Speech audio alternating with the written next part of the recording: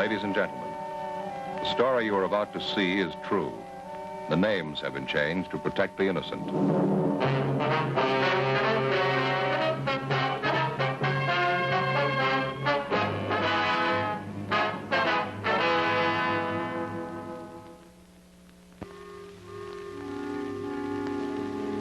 This is the city. Los Angeles, California. I work here. I'm a cop.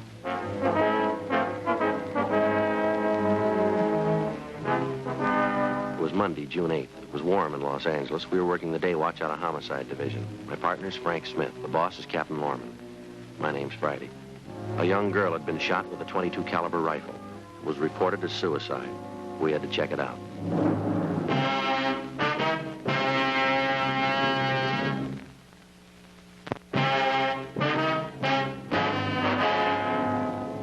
What's the report say? Well, according to this, business office got a call at 2:30 this morning. Landlady out in the Westlake Park district called and said that this young girl had committed suicide. They got an ID on her? No, they got her listed as a Jane Doe, number 17. There's a description here. Better check it with missing person. Yeah. How'd the landlady happen to find the body? Well, according to this report here, she heard the water running in the apartment. She finally went up to see what it was. When she didn't get an answer to the knock, she opened the door and went in and found the body. Well, the girl didn't live in the apartment then, huh? No, the place is rented to a Ross Mitchell. Anything on him? No, report says he wasn't home. He was checked through R&I. No make on him. How about prints on the victim? No go. Checked them out. Nothing on her here. We can send him on to Washington, though. Yeah.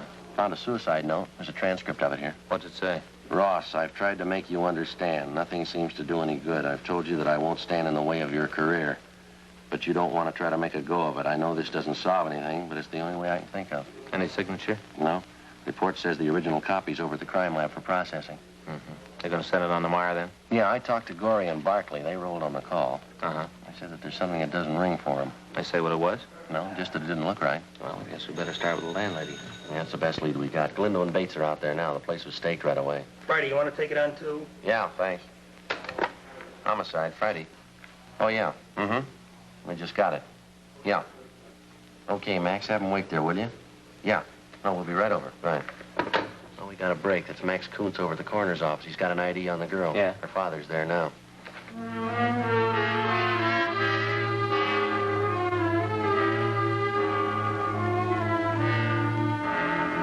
8:14 a.m. We left the city hall and went over to the coroner's office in the Hall of Justice. We met the victim's father, a Mr. Robert Paul. He told us there could be no mistake. The body was that of his daughter, Molly. The attendant had given him some smelling salts, and after introducing us, he left to close off the viewing room. I don't know why she'd do it. None of it makes sense. When did you see your daughter last, Mr. Paul? Saturday afternoon. It was the last time I never saw her again. She was gone Saturday night and all day yesterday. Yeah. Did you hear from her at all? No. Weren't you worried about her? No. Sometimes she doesn't come home, stays with a girlfriend. But when we didn't hear from her by last night, I got worried and started calling her out. Did she say where she was going when she left? No, she told me she was going over to see Peggy. So the two of them are going to a show. She'll be home for dinner, sure. Who's this Peggy? Peggy Wallace, friend of Molly's. Have you talked to her? I see, have you talked to this Peggy Wallace since your daughter disappeared? Oh, yes. I called her last night, and I talked to her then. I was almost out of my mind. I didn't know what to do. I talked to her last night. She didn't know. Do you know if your daughter knows anybody named Ross Mitchell? Ross Mitchell. No, I don't think I've ever heard the name. Why do you ask? Just wondered. You know something about this you're not telling me? Is that it? No, sir. Well, must be something like that. You don't just come up with a name like that out of thin air. You gotta have a reason. Well, I'm her father. I got a right to know. All night I'm sitting there waiting for the phone to ring. All right, Mr. Paul, take it easy. I'm sorry. Have you got a cigarette? Yes, sir. Here you are. There's a match.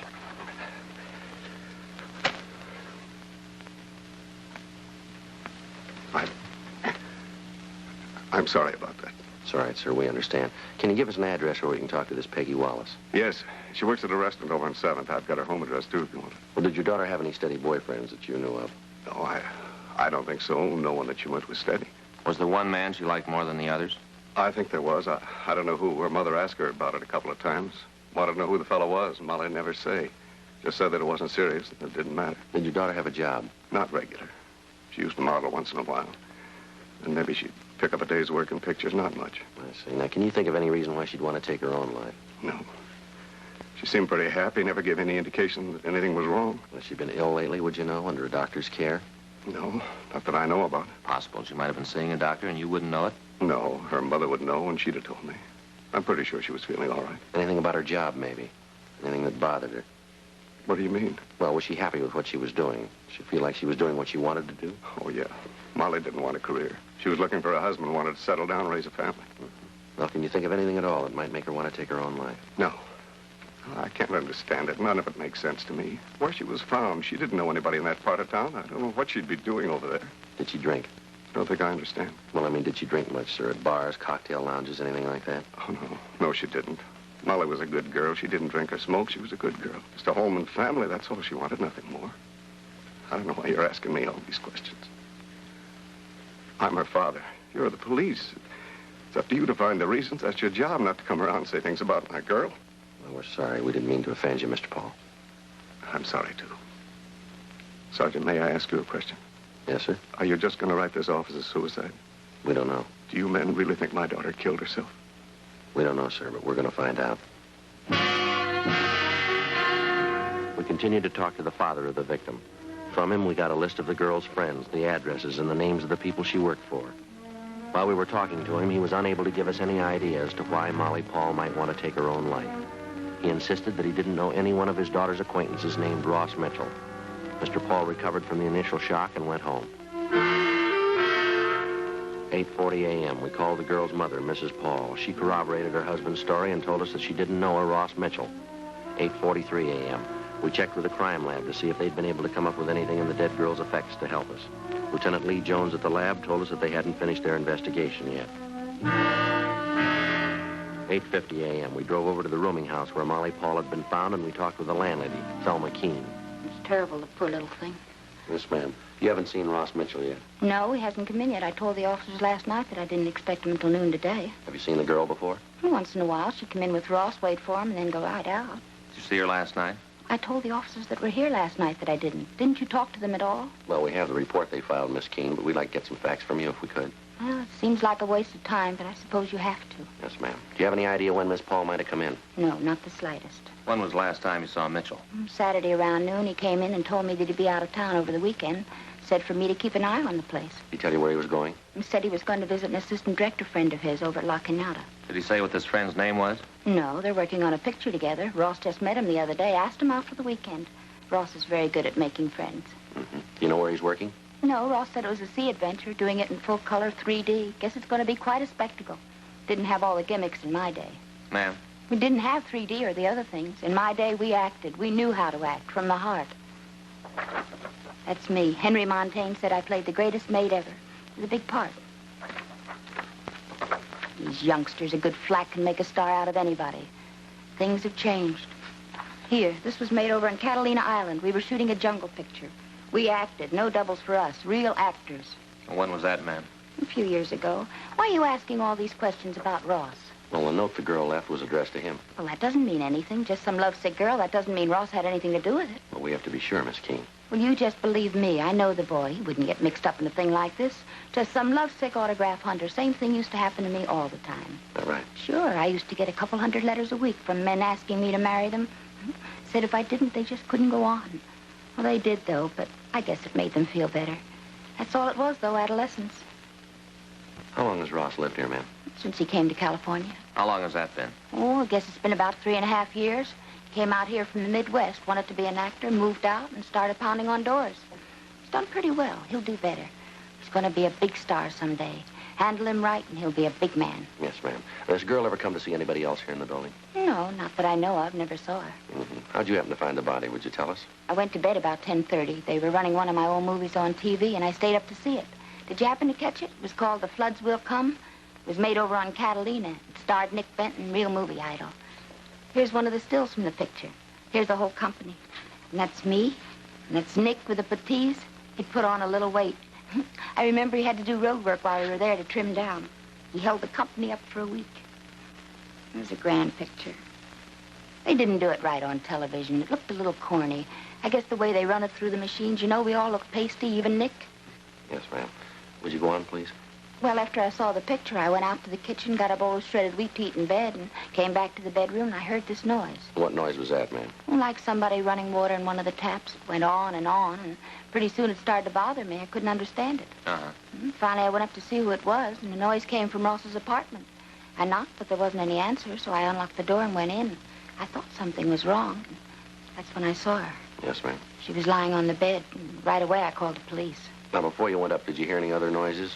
Any sound of a struggle, anything like that? No, just the running water. How about the shot? You hear that? No, I didn't. There was a lot of shooting in the picture I was watching. Did you touch anything in the room? No, I turned on the lights, but that's all. The room was dark when I went in, just turned on the lights, and then I called the police. I see. Now, according to the report, there wasn't any purse found with the body. Did you see one when you went in? I didn't. If I had, you'd have gotten it.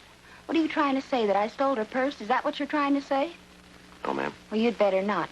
I've got a reputation in this town. I know a lot of big people. I'm not going to have you come in here and call me a thief. We didn't mean to offend you, ma'am. Well, here's a photograph that ought to interest you. This is me when I won the East Indian Award for my picture Sunset in Rangoon. You should have seen the big fire sequence. It was printed up in dye tone, all red. Very effective. Yes, ma'am. Who has a key to Mitchell's place besides him? No one. He's got the only one. I don't like a lot of keys to the rooms out. I tell all the tenants that. You got any idea how the girl might have gotten into the room? No. Do you know who the .22 rifle belonged to? Yes, it was Ross's. You're pretty sure about that, are you? Yes, I saw it when he moved in. Commented on it then. He said he'd had it since he was a kid, kept it out of sentiment. Mm-hmm. Well, what's all this about anyway? You seem to think there's something wrong. Is that it? No, ma'am. It's just that in things like this, we have to make a complete investigation. Oh. Well, I want to do all I can to help you, but I do have an appointment with my agent, and if there's nothing more you want, I'd like to be going. All right, Miss Keene. If we want to talk to you, we'll be able to reach you here? Yes, right here. All right, we'll give you a call to tell you about the inquest. Am I going to have to be there? Yes, ma'am. You and Mitchell. Well, why him? Well, it was his apartment. But he didn't have anything to do with it. Well, maybe so, ma'am, but he'll still have to be there. Well, it's not fair. A thing like this can ruin him. By the time the papers get through with it, he'll be finished. It can ruin his career. Doesn't that mean anything? It can ruin him. It must mean something to you. Yes, ma'am. So does that dead girl. We gave our card to Thelma Keene and asked her to call us in the event she thought of anything else. We also asked her to notify us immediately in the event she heard from Mitchell.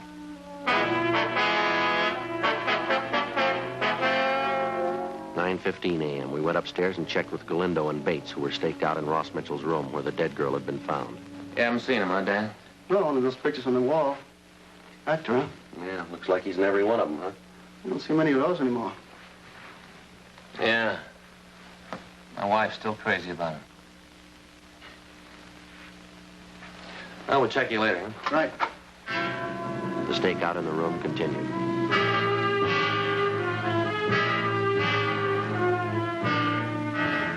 "9:52 a.m. We drove over to the coffee shop on West 7th Street to talk to the girl's friend, Peggy Wallace.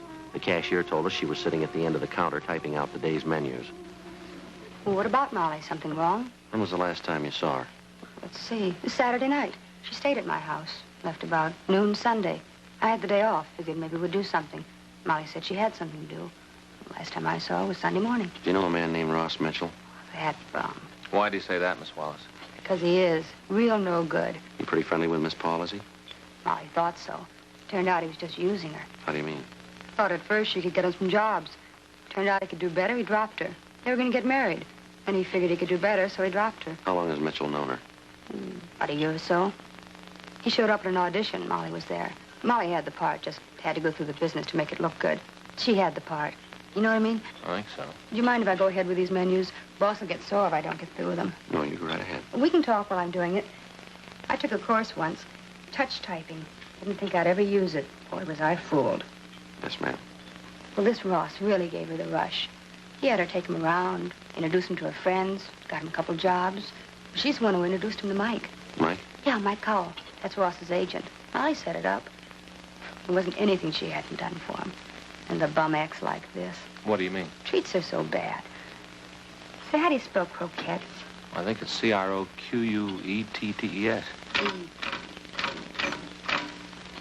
Turkey. Had roast turkey last night. I don't understand how people can eat them, but we sure sell a lot of them. Did Miss Paul say she was going to see Ross over the weekend? Yeah. Yeah, said she had an appointment to see him Sunday. Said she'd called him and set it up. You know what time? No. She just said that she wasn't going on like they had been. It had to be straightened out. Mm-hmm. I don't blame her. She told all her friends she was going to get married. And then at the last minute, Ross had backed out. I'll call the crime lab and see if they finished. Right. How did Mitchell and Miss Paul seem to get along? What do you mean? Well, they have any arguments, disagreements? Not often. About the only trouble they had was about their getting married. Ross kept saying it wouldn't do him any good to be married now. Thought it might hurt his career. That's all he ever thought about. Were you ever present at any of these arguments? Once. We'd gone out on a double date. Went to a place down at the beach. Had dinner, and on the way back, we stopped for a few drinks. Mm-hmm. Ross got pretty drunk. Got in a big thing about his career. Joe. Yeah. See you a minute. Yeah. Excuse me, Miss Wallace. Sure. Say, before you go, is there one L or two L's in broccoli? I think it's one. Thanks. I just talked to Lee Jones. Did you finish up? Yeah, something's wrong. What's that? He thinks the girl was murdered.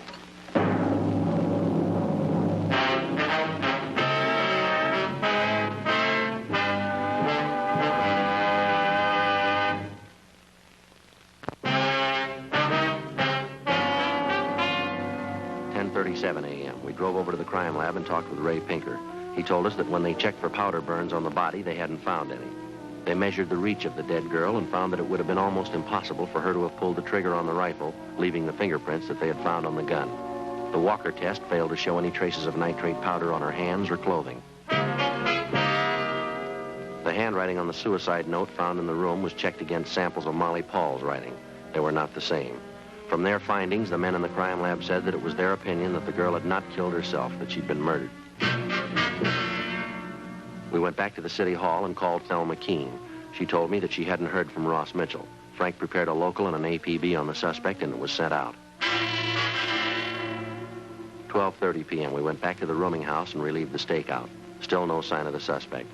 1:30 p.m. Who are you? What are you doing to my... Come on in. Who are you? Police officers, put that bag down. What's going on here anyway? Stand still. What are you guys doing here? You Ross Mitchell? Yeah, why? You know a girl named Molly Paul? What's she got to do with this? You know her? Yeah, I know her. When's the last time you saw her? Say, what's this all about? What's all these questions? When's the last time you saw Molly Paul? Friday night, I guess. Don't you know for sure? All right, Friday night. You haven't seen her since, huh? I told you the last time was Friday night. You didn't see her Sunday? No. Where were you Saturday and Sunday? Out of town. Where? La Cañada. You prove you were there? Why? Can you prove you were there? I don't like all this, you guys coming in here asking a lot of questions. What are you trying to prove? Who are you staying with? Friend of mine. What's his name? I'm not going to have him dragged into this. You haven't got much choice. Well, that's what you say. You haven't told me what this is all about. I'm not telling you anything about who I was with until you tell me a few things. All right, now you look, Mitchell. We're not out here to pass the time of day. You better come up with some straight answers quick. Now, who are you with? Friend of mine, guy named Sid Austin. What's his phone number? You going to call him? Want to check your alibi. What's Austin's number? It won't do you any good to call him. Thought you said you were there. I was. And we gotta call him. Well, he won't be able to tell you anything. He wasn't there. He just let me use his place. Wasn't anybody there. Who's got a key to this place besides you? You mean here? Yeah. Nobody. You got the only key, huh? That's right. The landlady's got one, just the two of them. Well, you got any idea how somebody else could have got in here? No, why? How well do you know Molly Paul? What's she got to do with this? How well do you know her? Well, we used to go together. Anything serious between you? She thought we might get married. How'd you feel about that? Oh, I don't think that's any of your business. Yeah, well, maybe it is, fella. Now, how'd you feel about her? I like her. She's a nice girl. Nothing more. No, now look, I think it's about time you told me what this is all about. Something to do with Molly, is that it? Something happened to her? That's right. What? She's dead.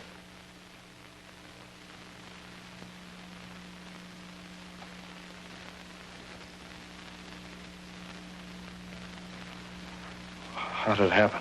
Thought maybe you could tell us. Why'd you figure that? Where'd you see her last? Up here. This room? Yeah. When was that? Like I told you, Friday night. You ever have any trouble with her? No, sir. Ever argue? No, sir. How did it happen? Can't you tell me? You own a .22 rifle? Yes, I do. You got any bullets for it? Yeah, why? Where do you keep it? Closet over there. You keep it loaded? No, the bullets are on the shelf in the closet. When's the last time you used it?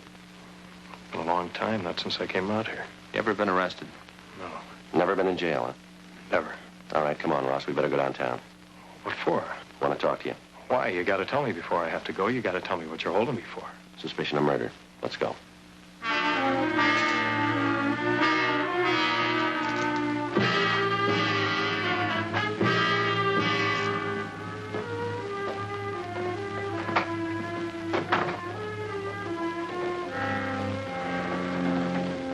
Where are you going? Just a moment, please. Where are you taking him? Downtown. Why? We want to talk to him. You didn't have anything to do with it, did you, Ross? I don't even know what this is all about. All I know is Molly's dead. Well, she killed herself in your room. Yeah. She killed herself, Ross. They're arresting me for murder. Well, you can't do that. He didn't have anything to do with it. It was suicide. Yeah, well, it looks a little different now. No, wait a minute. Could I talk to you, please? Please? All right, you want to take him out the car, Frank? Yeah. Come on.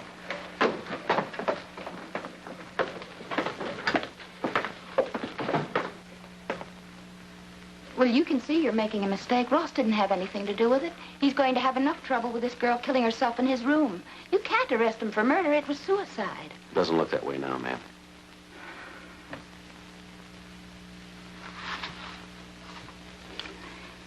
Things never seem to work out the way you planned, do they? Ma'am? Do you know what this is? Yes, ma'am. 1927, that's when it was. The night our picture opened. Riches and Tears. Henry Montaigne, the great director, gave me this basket. He took me to the premiere. It was filled to the brim with yellow roses. Oh, they were lovely. I saved this. Yes, ma'am. Top of the ladder, that's where I was when Henry gave me this. That's where Ross belongs. That's where he could be if he wanted to. Yeah. I tried to help him. Heaven knows I tried. I got him to meet a lot of important people, a lot of contacts. You think he was interested? You bet he was. And how did he show it? He thanks me for all I've done by running around, chasing after that young nobody, that Molly. I tried to reason with her, tried to talk some sense into her. I told her that she couldn't do anything for him. I told her that I could make him a star, bigger than anybody. She said she loved him. She doesn't know what love is. All right, go ahead. And she came over here all the time, begging Ross to marry her. I told her to get out of his life and stay out, to leave him alone. He didn't need her. She couldn't do anything for him. When was all this? Sunday evening, she came over, said they were going out on the town. When you're young, you know everything. I'm one of the biggest stars this town ever had. She's a nobody. I know what's good for the boy. You told us that you didn't see the girl Sunday night, isn't that right? That's what I said. Did you see her on Sunday? Yes, I did. She wanted me to let her into Ross's apartment. I told her he wasn't there. She said it didn't make any difference. Said she'd wait for him. Yeah. I told her to leave him alone. She didn't understand him. She didn't know how to take care of him. I knew the right people. He could have written his own ticket in this town. He could have been big. You don't want him. I killed her. All right, you want to get your coat? Yeah, it doesn't make any difference. I did it for him. I thought you'd figure it was suicide. I didn't count on you thinking it was anything else. You wrote the note, did you? I did. That's what you've got to understand for him. That's all that counted. He'd marry her and he'd been through. I had to stop it. I didn't want to kill her. Ross is a fine actor, real talent. That doesn't come along very often, real talent. You'd be willing to give us a statement? Yeah, I want to do the right thing. All right. You ready to go? Just one more thing. Yeah. I didn't show you this photograph, did I? This was taken the night my picture opened.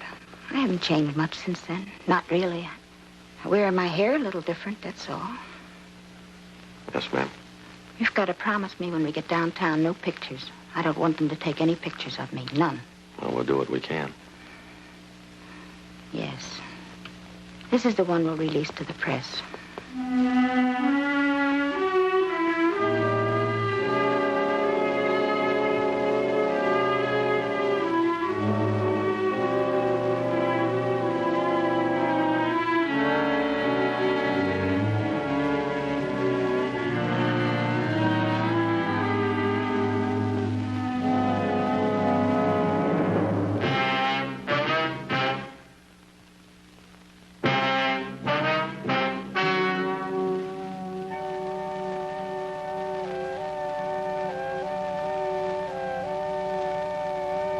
On October 14th, trial was held in Department 89, Superior Court of the State of California, in and for the County of Los Angeles.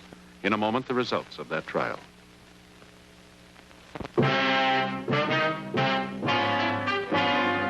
The suspect was tried and convicted of murder in the first degree.